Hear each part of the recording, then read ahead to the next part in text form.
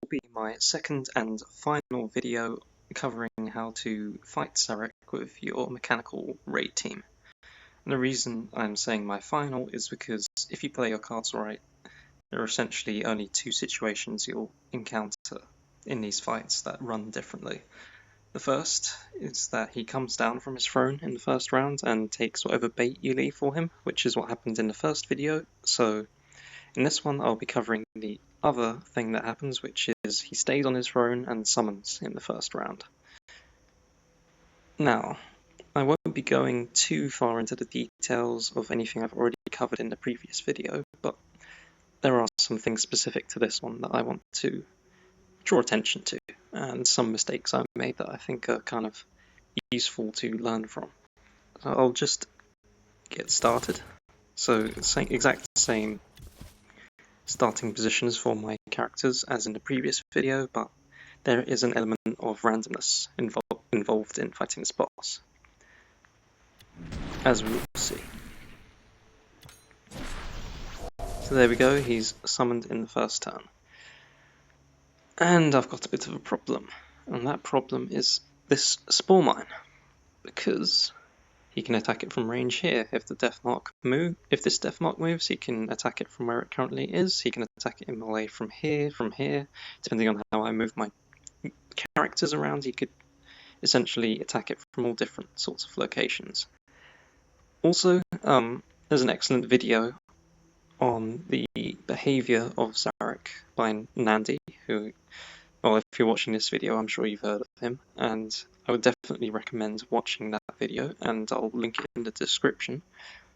That essentially, in the video, it tells you how to set things up so that you always draw him down from his spot up here, without fail, which is what you want to do, because when he's up here, generally you'll just have a tough time of things. So what I need to do, essentially, is kill as many death marks as possible, get as many summons out as possible, draw him down to the right location, and oh yeah, that's basically it. And that's a lot of things to take into consideration. But mainly, what I want is for him to attack a spore mine, because I know that he's guaranteed to attack a spore mine out of all of the things that I can put on the board, so I'll base what I am going to do here on the assumption that he will come down and attack and kill a spore mine. So what am I going to do? Well, I'm going to make it so that he moves into melee with the spore mine, and there is only one space for him to move into to melee it, so I know exactly where he'll go, and I'll make sure that space is somewhere where for the rest of the battle I can deal good damage to him. So first up, row. And row can be tricky because, say I wanted to draw Szarekh to this hex, well, I can kill this death mark and that will leave a free path all the way over to that. So that would be one way of doing it. However, if I had row here and I shot with Tan to kill this death mark, row would move onto this space and then Szarekh would not actually have a path available to get into melee with say a spore mine over here. So you have to be very careful with row and making sure that you don't move him anywhere you don't want to. Especially you don't want to move him here because that will block Szarekh in and often leads to bad experiences. Because if you block Szarekh up here, you can't get any high ground bonus against him. He provides bonuses to the death marks around him, including a great deal of healing at the start of the round, and he also reduces the hits that they take, so it makes them very hard to kill. Yeah, you really need to bait him out somewhere onto the field and make sure that he doesn't stay up here, no matter what you do. And that goes for pretty much all teams, but it especially goes for the mechanical team, because if he blocks himself in the corner and somehow you get a summon moving up here, all of a sudden, well, you can't move row into melee with him and you basically lose most of your damage output, which is very nasty. It's happened to me and you really don't want it to happen. So, taking care of that death mark, easy enough.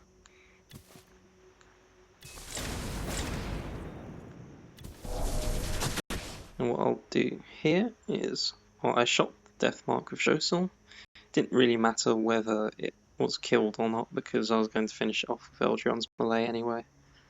And the reason I've moved Eldrion out here is he's covering where I'm intending for Szarekh to end up in the next turn, which is this hex here. That will give me a bit of flexibility. It also means that this death mark, which will survive this turn, won't be able to shoot and kill the sniper drone, which is good, because I want as many sniper drones up and running as possible quickly.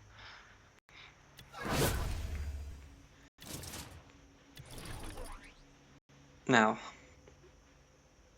as I mentioned before, there is a priority to how Skitarii are spawned around Tan when he attacks.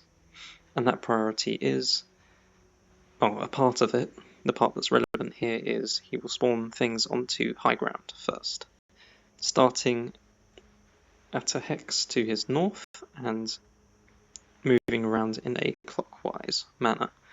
So I know from that set of facts that any 2 Skitarii he spawns will spawn here and here. So I'll do that now.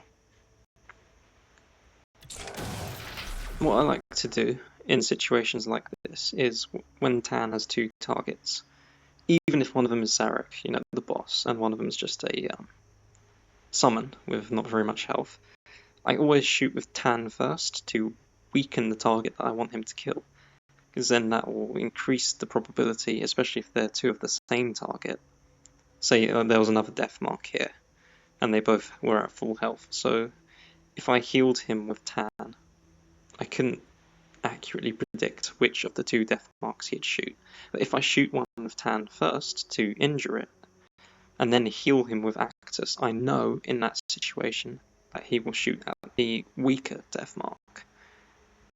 So that's how you can guarantee who Tan is going to shoot at when you heal him with Actus.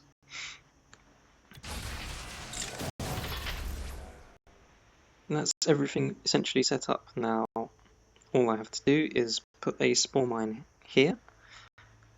Szarekh can't shoot it from here or here because he's blocked from performing range attacks by Tan and Ro and Eldrion. So the only thing he can do to kill a spore mine that I put here is move here to get into melee with it. Let's see how that works. There we go. And because I've killed enough death marks, that means he comes down from his throne. If you don't kill enough of them, he won't come down. That's covered in Nandi's video again, which I'm recommending wholeheartedly. So, mechanical hits are important against the boss to trigger Ro's passive, which means that I'm not going to waste any mechanical hits from any mechanical units killing this death mark, so I'll just kill it with Eldrion. And that means that my summons will not be distracted by it at any point now. Now it's just time for me to get my Skitarii out and make sure he's locked in. Because now he's summoned, he'll have 2 turns where he won't be summoning and he's free to move around. So during those turns, definitely keep him locked in place.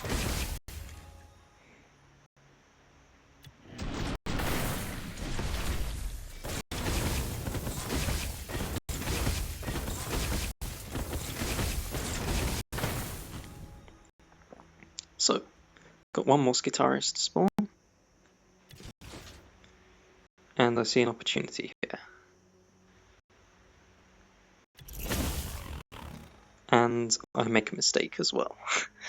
So the mistake I made was using Ro's active the turn before the boss is about to summon. And as we know, you get the most use out of Ro when he's being attacked by mechanical units.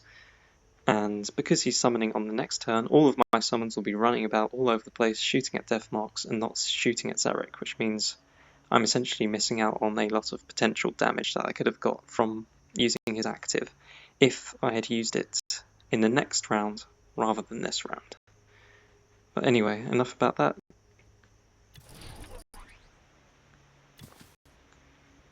And this will show the importance of the order in which you do things. So, if Tan spawns a Secretarius there, it won't be able to shoot Szarekh. But if it spawns here, it will be able to shoot Szarekh. Again, with Shosil, I'm not entirely sure how he decides to spawn his drones. But I know it will spawn onto high ground, so I know that when he shoots, his drone will either appear here or here.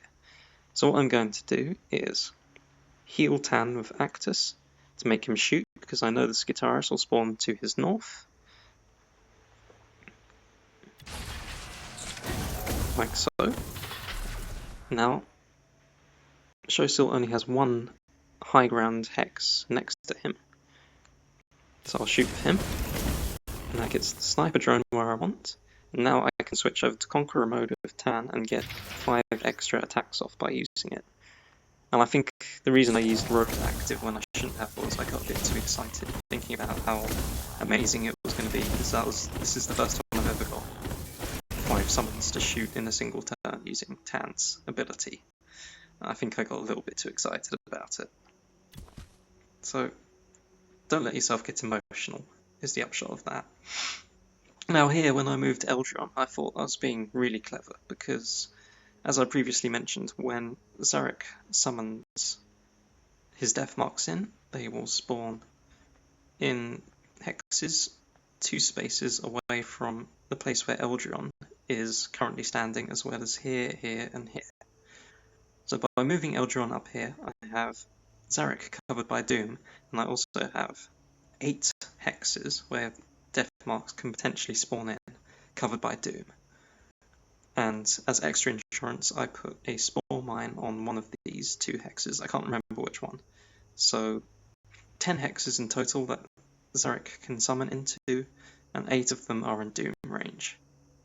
It's pretty good odds that a lot of the death marks that are spawned will be covered by Doom and be killed very quickly by my summons, make life very easy for me. Which is great. Now let's see what happens.